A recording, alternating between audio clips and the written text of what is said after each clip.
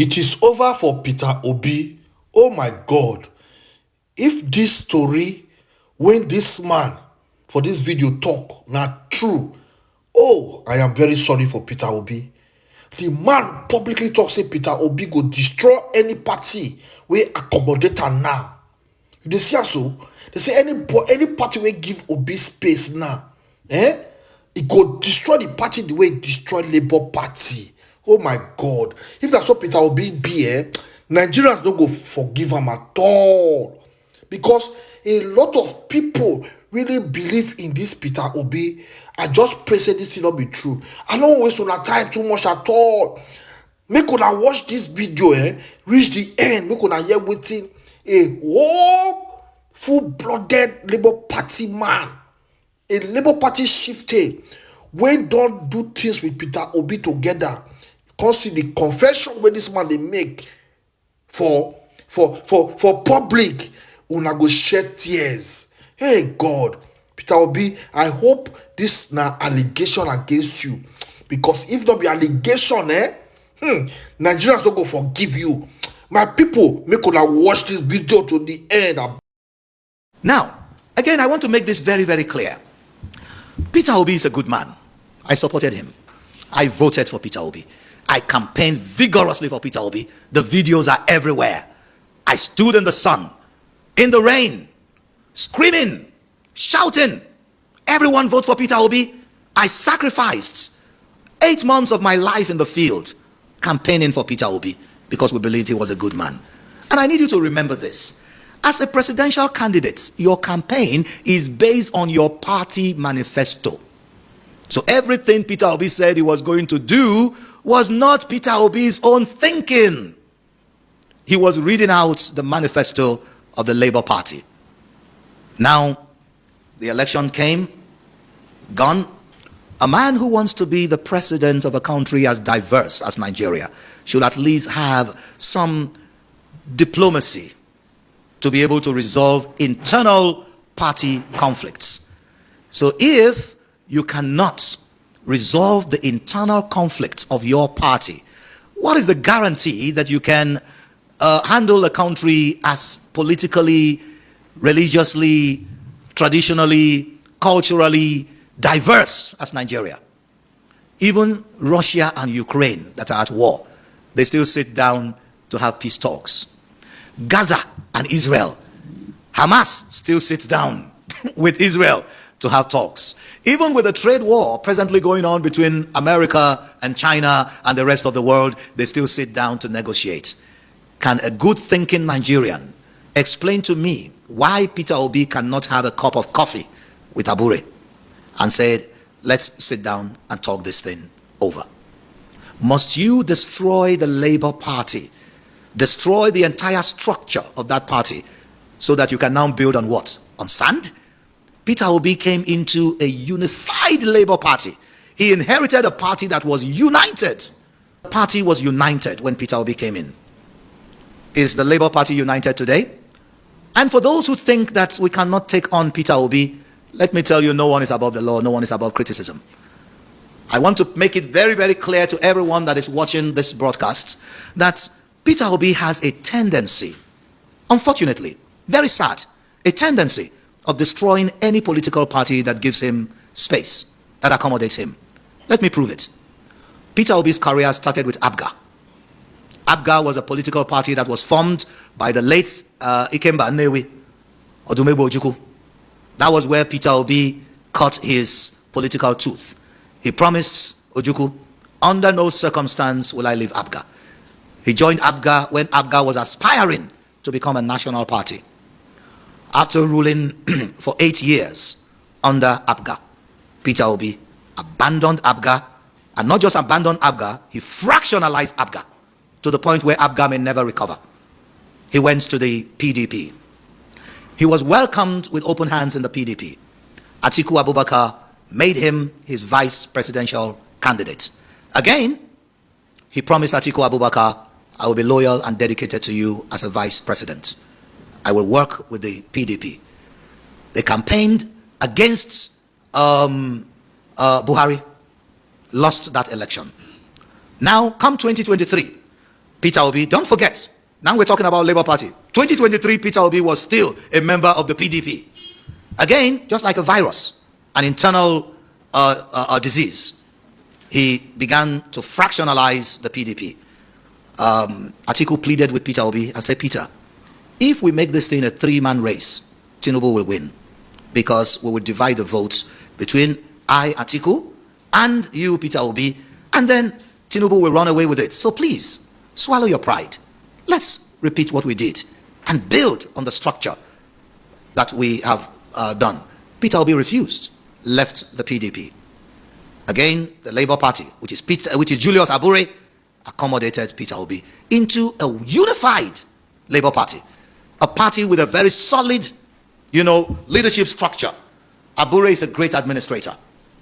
When we brought in Peter Obi, he brought most of us in the civil society groups and said, please, let's work together and build the Labour Party. We all worked together. And after the election, Peter Obi said, I won this election and I will prove it in court that I won. He went to court. So if he believed he won the election, who was the chairman that won that election? Julius Abure. Do you dismantle a winning team? No. And then he accepted. Julius Abure followed him all through the process, down to the Supreme Court, stood still. He stood firmly behind Peter Obi. And after the Supreme Court judgment, we were expecting someone who wants to be a president should be a unifier. So after that, we're expecting Peter Obi to say, well, we have come this far. Let's build on this structure. Let's keep it together. But instead of doing that, he asked for just one favor. And what was that favor? That Julius Abure should be sent away, sent packing from the party he has been all through decades, for a man who just joined in a few months. So I want us to check the dictionary definition of betrayal. What does the dictionary call a traitor? How do you describe someone who turns against or a dog that bites the hands that feeds it? And with all of this, we kept on trying, suing for peace. I personally, for the past 6 months, we've been begging Peter Obi, please, don't destroy this Labour Party. Don't destroy this party. You can't just keep doing this. What is so difficult in you as Peter Obi, sitting down with Julius Abure? He has been there for long. Peter Obi said, no. Julius must go. Go to where? So you want Julius Abure now to leave and to return to Edo State and become an Okada rider? Or he should go and buy a keke and start running Ring Road in Benin? And everything we did to make peace, to make Peter Obi see reasons, all failed. Now, in spite of the judgment, the Supreme Court didn't say, go and take over the Labour Party. It says it's an internal thing. You guys go and resolve the issue.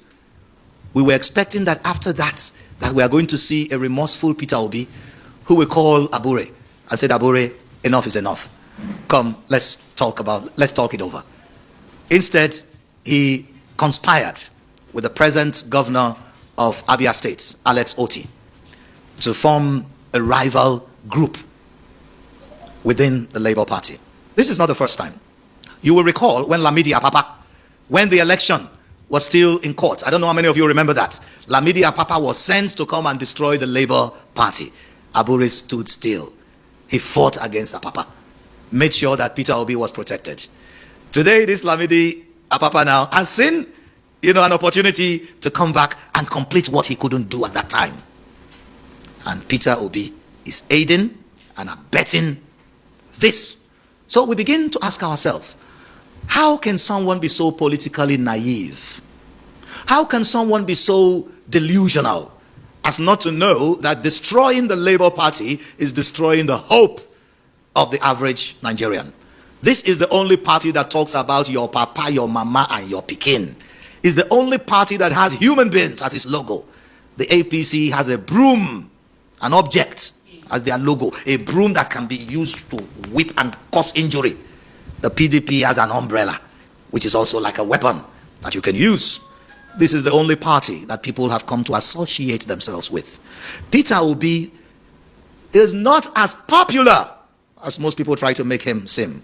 He is the beneficiary of the collective efforts of those who want a better Nigeria. The only credential that Peter Obi is flaunting is that he ruled Anambra State for 8 years.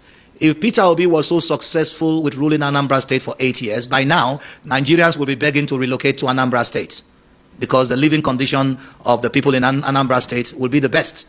If we give you between Abuja, Lagos, Port Harcourt, Kano, Kaduna, and Anambra, choose one of them to spend the rest of your life, how many of you would choose Anambra State? So that's, you ruled Anambra State for 8 years is not enough qualification. That you are able to come out with statistics and data is not enough qualification. That you make promises based on the manifesto of the Labour Party is not enough credential to be the best presidential candidate. We, the civil society groups that collaborated with the Labour Party to ensure the successful outing in 2023, we are disappointed with Peter Gregory Obi, and we are making this public. That Peter Obi is complicit. He is working against the interests of Nigerians. He is not fighting Abure. He is destroying the prospect of a credible opposition. And I am telling you, if you fight Abure today and you remove Abure from the Labour Party, I am assuring you that all the civil society groups that supported Abure will leave the Labour Party. And Nigerians will never forgive Peter Obi for destroying this party, just like he did to ABGA, just like he did to PDP. People used to say that Labour Party is the second largest party in Nigeria. We are actually, right now, as the third. We're actually the second, because PDP has been destroyed from within. We all know. We all know what Wike is doing. Is Wike a member of PDP or APC? He is in PDP to destroy PDP. We all know that. We can read the handwriting on the wall. So what role is Peter Obi playing now? Is he unifying the Labour Party or destroying the Labour Party?